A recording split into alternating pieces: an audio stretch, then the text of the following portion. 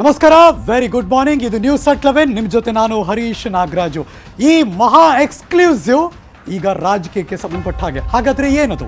ಧಗ ಧಗ ಅಂತ ಕಮಲ ಪಡೆಯಲ್ಲಿ ಇರುವಂತಹ ಪರಿಸ್ಥಿತಿಗೆ ಈಗ ನಿಗಿ ಅಂತ ಕೆಂಡ ನಾಯಕತ್ವದ ಬದಲಾವಣೆ ಕೂಗಿಗೆ ಮತ್ತೆ ರೆಕ್ಕೆ ಪುಕ್ಕ. BSY ವಿರೋಧಿ ಬಣದ ನಾಯಕರ ರಹಸ್ಯ ಸಭೆ. ಈ ಕ್ಷಣ ಬರ್ತಿರುವಂತಹ ಪೊಲಿಟಿಕಲ್ ಎಕ್ಸ್ಕ್ಲೂಸಿವ್ ಬ್ರೇಕಿಂಗ್ ನ್ಯೂಸ್.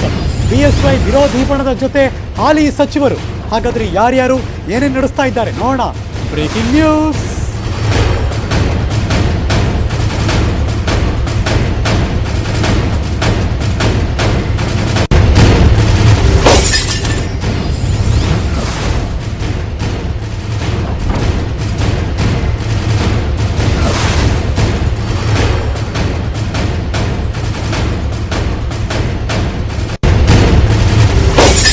ಅವಾಗವಾಗ ಇದೊಂಥರ ಬೂದಿ ಮುಚ್ಚಿದ ಕೆಂಡ. ಹೊರಗಡೆ ಜಿಟಿ ಮಳೆ, ಅದರ ರಾಜಕೀಯದಲ್ಲಿ ಮಾತ್ರ ಬಿಸಿ ಶಾಖ ಜಾಸ್ತಿನೇ ಆಗ್ತಾ ಇದೆ.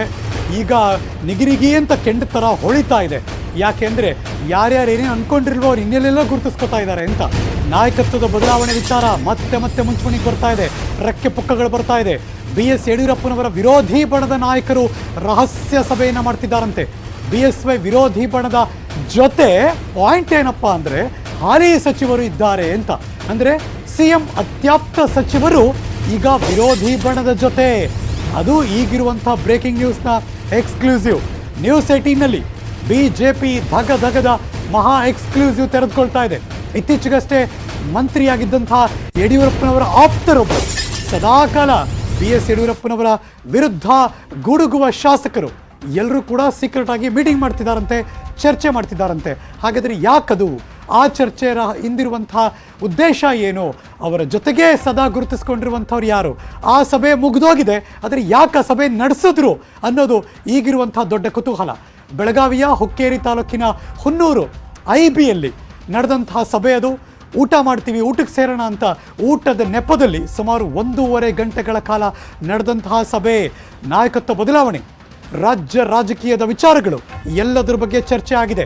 BSY ವಿರೋಧಿ ಬಣದ ಜೊತೆ ಇದ್ದಂತಹ ಸಚಿವ ಉಮೇಶ್ ಕತ್ತಿ, ಅರವಿಂದ್ ಬೆಲ್ಲದ್, ಬಸನಗೌಡ ಪಾಟೀಲ್ ಯತ್ನಾಳ್ ಜೊತೆ ಸಭೆ ನಡೆಸಿದ್ದಾರೆ.